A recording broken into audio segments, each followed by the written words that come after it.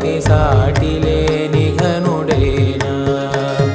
నీరజాక్షి అలిగే వేళ నుడి విల్లు ముడి వంచగలడా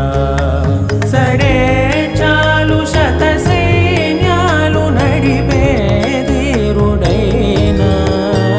వసుధావాణి మిథిలావేణి మది వెనుక పలుకు పలుకులెరుగగల